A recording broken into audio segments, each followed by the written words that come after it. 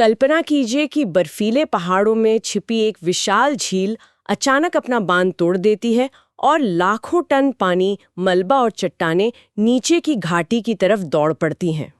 ये किसी फिल्म का सीन नहीं है, ये हाल ही में सिक्किम में हुआ था। जी। आज हम इसी तरह की आपदाओं पर गहराई से नजर डालेंगे। हमारे सामने है विजन IAS PT 365 का आपदा प्रबंधन पर अध्याय, और हम ये समझने की कोशिश करेंगे कि क्या ये वाकई सिर्फ प्राकृतिक आपदाएं हैं या मतलब कहानी कुछ और है। ये सवाल ही आज की चर्चा का सबसे जरूरी हिस्सा है। देखिए, डिजास्टर मैनेजमेंट अब सिर्फ भूगोल का विषय नहीं रहा। राइट। ये सीधे सीधे GS पेपर 3 के गवर्नेंस और आंतरिक सुरक्षा से जुड़ता है। हम अब सिर्फ ये नहीं देखते कि आपदा के बाद क्या करना है, बल्कि ये कि आपदा से पहले क्या किया जा सकता था। हाँ, मतलब प्रिवेंशन। बिल्कुल। 2013 के मेंस में ये पूछा भी गया था कि वल्नरेबिलिटी और रिस्क असेसमेंट आपदा पूर्व प्रबंधन के लिए कितना महत्वपूर्ण है। तो चलिए सिक्किम की उसी घटना से शुरू करते हैं। ये जो शब्द है ग्लेशियल लेक आउटबर्स्ट फ्लड या GLOFs, ये है क्या? मतलब बाढ़ तो नदियों से आती है, एक झील से इतनी विनाशकारी बाढ़ कैसे आ सकती है? ये एक बहुत ही खतरनाक प्रक्रिया है और क्लाइमेट चेंज इसे और भी बदतर बना रहा है। होता क्या है कि जब कोई ग्लेशियर पिघलता है तो उसका पानी अक्सर उसके मुहाने पे जमा हुए मलबे और चट्टानों के एक अस्थायी बांध के पीछे इकट्ठा हो जाता है। अच्छा, तो ये कोई सीमेंट का पक्का बांध नहीं होता? नहीं, बिल्कुल नहीं। इसे मोरेन कहते हैं। ये बस ढीली मिट्टी और पत्थरों का एक ढेर होता है। हाँ। अब जैसे जैसे ग्लेशियर तेजी से पिघलता है, हाँ। झील में पानी का दबाव बढ़ता जाता है और फिर एक दिन वो टूट जाता है। हाँ, शायद किसी छोटे भूकंप से या भारी बारिश से या बस पानी के दबाव से ही वो कमजोर बांध टूट जाता है। और फिर झील का सारा पानी एक साथ नीचे सैलाब बनकर बह निकलता है। ओह, यही GOF है। हाँ। तीस्ता 3 बांध का तबाह हो जाना इसका एक बहुत बड़ा उदाहरण है। और मैं अंदाजा लगा सकती हूँ कि ये घटनाएं बढ़ रही हैं क्योंकि ग्लेशियर अब ज्यादा तेजी से पिघल रहे हैं। बिल्कुल। इसी तरह की एक और घटना है क्लाउड बर्स्ट, यानी बादल का फटना। ये अक्सर पहाड़ी इलाकों में ही क्यों होता है? स्रोत में ओरोग्राफिक लिफ्ट का जिक्र है। इसका भी बिल्कुल सीधा संबंध है। ओरोग्राफिक लिफ्ट एक मतलब भौगोलिक प्रक्रिया है। जब नमी से लदी गर्म हवा किसी पहाड़ से टकराती है तो वो तेजी से ऊपर उठने को मजबूर होती है। ऊपर जाकर हवा ठंडी होती है और उसकी नमी संघनित होकर बादल बनाती है। अब इसमें क्लाइमेट चेंज का एंगल समझिए। ओके। जैसे जैसे तापमान बढ़ रहा है, हवा गर्म हो रही है और गर्म हवा में ज्यादा नमी सोखने की क्षमता होती है। तो अब जब ये सुपर मॉइस्ट हवा पहाड़ से टकराकर ऊपर उठती है तो बहुत कम समय में एक छोटे से इलाके में भयानक बारिश हो जाती है। अच्छा, इसी को हम क्लाउड बर्स्ट कहते हैं। जी, तो हाँ, इनकी आवृत्ति और तीव्रता दोनों बढ़ रही हैं। तो अगर हमें पता है कि ग्लेशियर तेजी से पिघल रहे हैं और हवा में नमी बढ़ रही है, तो क्या सिक्किम जैसी घटनाएं पूरी तरह से अप्रत्याशित थी? यही तो सवाल है। यहीं पर मुझे स्रोतों में मिला एक बहुत दिलचस्प शब्द याद आता है, ग्रे राइनो इवेंट। क्या ये उस स्थिति पर फिट बैठता है? ये ब्लैक स्वन इवेंट से कैसे अलग है? ये एक बेहतरीन कनेक्शन है और यही ग्रे राइनो का असली मतलब है। ब्लैक स्वॉन तो एक ऐसी घटना है जिसके बारे में कोई सोच भी नहीं सकता, जो अचानक हो जाती है। राइट। लेकिन ग्रे राइनो एक ऐसा विशाल खतरा है जो दूर से आपकी तरफ दौड़ता हुआ आ रहा है। सब उसे देख सकते हैं, सब जानते हैं कि वो खतरनाक है, लेकिन उसे नजरअंदाज किया जाता है जब तक कि वो आपको कुचल ना दे। जैसे वायनाड या जोशीमठ का भूधंसाव? बिल्कुल, क्लासिक उदाहरण है। हमें दशकों से पता था कि ये इलाके संवेदनशील हैं, रिपोर्टें आ रही थीं, लेकिन हमने उस पर ध्यान नहीं दिया। तो ये सिर्फ एक अकादमिक शब्द नहीं है, ये एक तरह से एक आरोप है। ये आपदाएं प्राकृतिक कम और मानव निर्मित ज्यादा है। हमारी लापरवाही से निर्मित, सही बात है। तो अगर ये आपदाएं ग्रे राइनो है, यानी प्रिडिक्टेबल है, तो हमारा नजरिया सिर्फ बचाव और राहत का नहीं हो सकता। नहीं हो सकता। हमें तैयारी पर ध्यान देना होगा। तो इस दिशा में भारत वैश्विक स्तर पर क्या कर रहा है? स्रोत में CDRI यानी आपदा प्रतिरोधी अवसंरचना के लिए गठबंधन का जिक्र है। CDRI इसी प्रोएक्टिव सोच का नतीजा है। ये 2019 में भारत द्वारा शुरू की गई एक वैश्विक साझेदारी है जो भारत की बढ़ती वैश्विक नेतृत्व क्षमता को भी दिखाता है। इसका मकसद बहुत साफ है।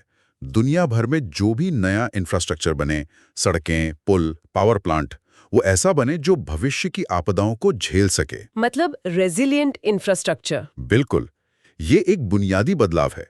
पहले हम आपदा के बाद टूटे हुए पुल बनाने पर पैसा खर्च करते थे। अब CDRI कहता है कि ऐसा पुल बनाओ जो टूटे ही नहीं। और ये सेंडाई फ्रेमवर्क के लक्ष्यों के भी अनुरूप है। जी, जो आपदा पूर्व तैयारियों पर जोर देता है। सैद्धांतिक रूप से तो ये बहुत अच्छा लगता है, लेकिन इसमें तो बहुत पैसा लगेगा। हाँ, लगता है। ये पैसा कहाँ से आता है, खासकर जब राज्यों को अपनी तैयारी करनी हो? स्रोत में 15वें वित्त आयोग की सिफारिशों और आपदा जोखिम सूचकांक की बात की गई है। यहीं पर एक और बड़ा और कह सकते हैं वैज्ञानिक बदलाव आया है। पहले राज्यों को आपदा राहत के लिए पैसा इस आधार पर मिलता था कि उन्होंने पिछले सालों में कितना खर्च किया। अच्छा, मतलब एक रिएक्टिव तरीका था। बिल्कुल। लेकिन 15वें वित्त आयोग ने एक आपदा जोखिम सूचकांक या डिजास्टर रिस्क इंडेक्स की सिफारिश की। अब राज्यों को पैसा उनके जोखिम के आधार पर मिलता है। तो ये इंडेक्स काम कैसे करता है? क्या ये सिर्फ ये देखता है कि कहाँ ज्यादा भूकंप या बाढ़ आई? नहीं, ये उससे कहीं ज्यादा स्मार्ट है। ये 3 मुख्य चीजें देखता है। पहला, उस राज्य में खतरे की कितनी संभावना है, मतलब रिस्क एक्सपोजर क्या है, जैसे कि वो भूकंप वाले जोन में है या नहीं। सही। दूसरा, वहां की आबादी और इंफ्रास्ट्रक्चर कितना वल्नरेबल है। और तीसरा और सबसे जरूरी, उस राज्य की आपदा से निपटने की क्षमता कितनी है। यानी उनकी STRF team, early warning system, ये सब कैसे हैं? बिल्कुल। तो जिस राज्य का रिस्क ज्यादा और क्षमता कम है, उसे तैयारी के लिए ज्यादा फंड मिलेगा। ये सुनने में तो बहुत तार्किक और निष्पक्ष व्यवस्था लगती है, लेकिन क्या व्यवहार में ये उतनी ही पारदर्शी है? अक्सर ऐसे फंड्स के उपयोग में देरी की शिकायतें आती हैं। देखिए, ये एक बहुत ही जायज सवाल है। किसी भी मॉडल की सफलता उसके कार्यान्वयन पर ही निर्भर करती है। डेटा की सटीकता और पारदर्शिता बनाए रखना एक बड़ी चुनौती है। इसीलिए इस सूचकांक को लगातार अपडेट करना बहुत जरूरी है। लेकिन फिर भी ये पुराने खर्च आधारित मॉडल से कहीं बेहतर प्रणाली की ओर एक बड़ा कदम है। ठीक है, तो पैसा सही जगह पहुंचे इसके लिए हमारे पास एक वैज्ञानिक तरीका है, लेकिन क्या हम तकनीक का इस्तेमाल करके नुकसान को पहले ही रोक सकते हैं? मुझे लगता है यहीं पर सी फ्लड जैसी पहले सामने आती हैं। बिल्कुल। सी फ्लड एक बेहतरीन उदाहरण है कि कैसे हम टेक्नोलॉजी को जिंदगियां बचाने के लिए इस्तेमाल कर रहे हैं। ये कोई सामान्य मौसम पूर्वानुमान ऐप नहीं है। अच्छा। ये राष्ट्रीय सुपर कंप्यूटिंग मिशन की पावर का इस्तेमाल करके गांव स्तर तक 2 दिन पहले बाढ़ की स्थिति का सटीक पूर्वानुमान लगा सकता है। गांव के लेवल तक?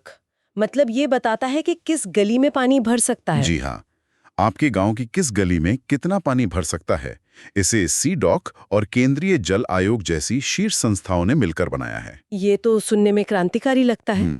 लेकिन यहाँ भी मेरा वही सवाल है, लास्ट माइल कनेक्टिविटी का क्या ये जानकारी एक आम ग्रामीण तक, जिसके पास शायद स्मार्टफोन भी ना हो, समय पर पहुंच पाती है? आपने बिल्कुल सही दुखती रग पर हाथ रखा है।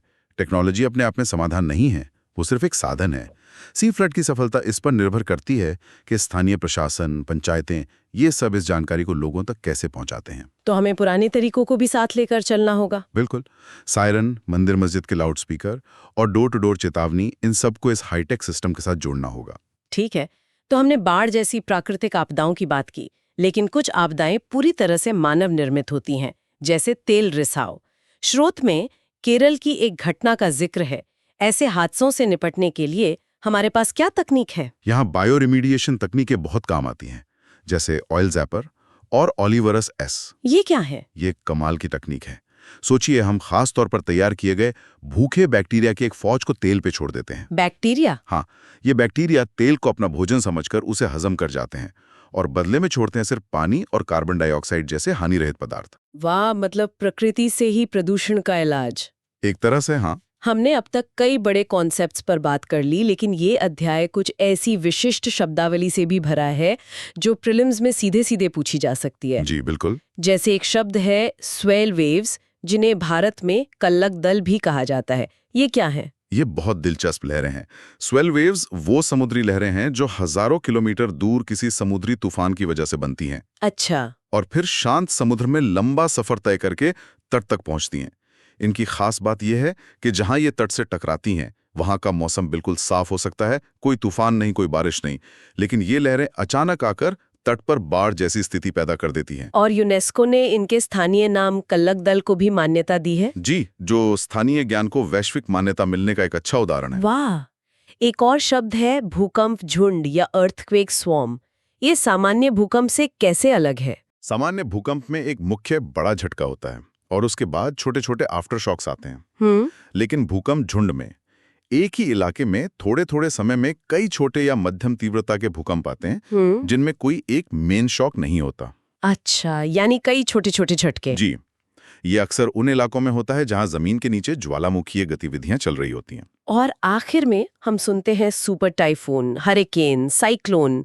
क्या ये सब अलग अलग चीजें हैं? नहीं, ये सब एक ही भौगोलिक घटना के क्षेत्रीय नाम हैं। उष्णकटिबंधीय चक्रवात। अच्छा। जब ये अटलांटिक महासागर में आता है तो इसे हरिकेन कहते हैं, हिंद महासागर में साइक्लोन और पश्चिमी प्रशांत महासागर में टाइफून। सुपर टाइफून बस टाइफून की सबसे खतरनाक श्रेणी है। समझ गई। ये वर्गीकरण हमें आपदा की तीव्रता को समझने में मदद करता है। तो इस पूरी चर्चा को अगर समेटना हो तो इसका सार क्या है? मेरे लिए जो सबसे बड़ी बात निकल कर आ रही है वो ये है कि भारत में आपदा प्रबंधन की पूरी सोच बदल रही है। हम अब सिर्फ आपदा आने के बाद राहत और बचाव करने वाले देश नहीं रहे। अब हमारा ध्यान जोखिम का पहले से आकलन करने, उसके लिए फंड्स अलॉट करने, टेक्नोलॉजी से पूर्व चेतावनी देने पर है। हम एक रिएक्टिव देश से प्रोएक्टिव और रेजिलिएंट देश बनने की कोशिश कर रहे हैं। आपका सारांश एकदम सटीक है। हम रिएक्टिव से प्रोएक्टिव हो रहे हैं। और अंत में श्रोताओं के लिए एक विचार छोड़कर जाता हूं। जी। स्रोतों में आपदा जोखिम सूचकांक का उल्लेख है, जी। जो एक बहुत बड़ा कदम है। लेकिन सोचने वाली बात यह है कि इस सूचकांक को और अधिक गतिशील और ज्यादा लाइव कैसे बनाया जा सकता है। मतलब रियल टाइम। हाँ, ताकि यह केवल पिछले आंकड़ों पर आधारित ना हो, बल्कि तेजी से बदलती जलवायु संबंधी कमजोरियों और जमीनी हकीकत को भी शामिल कर सके। क्या हम सैटेलाइट डेटा और एआई को इस फाइनेंशियल मॉडल से जोड़कर एक ऐसा सिस्टम बना सकते हैं जो भविष्य का अनुमान लगाए, न कि सिर्फ अतीत का विश्लेषण करे?